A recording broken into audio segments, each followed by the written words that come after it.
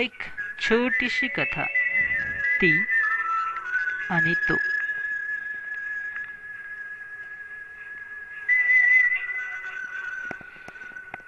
ती त्याला पाहायची दुरून, रोज कुठून तरी चोरून.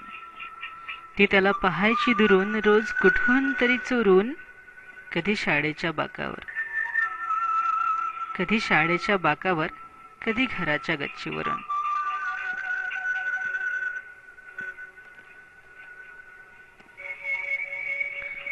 तो पुरता गोंधळायचा ती अगदीच समोर आल्यावर. तो पुरता गोंधळायचा ती अगदीच समोर आल्यावर, आणि तीही गोड लाजायची त्याचा असा गोंधळ झाल्यावर. ती त्याला म्हणाली, तू वेडा आहेस. ती त्याला म्हणाली, तू वेडा आहेस, बघ तरी तुझं वागणं. तो म्हणाला, हो आहेच. तो म्हणाला, हो आहेच. तूच शिकव ना मला जगणं.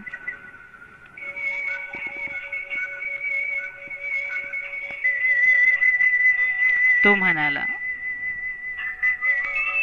अजून नाही घेता आलं ग तुझ्या मनाचा वेध. अजून नाही घेता आलं ग तुझ्या मनाचा वेध.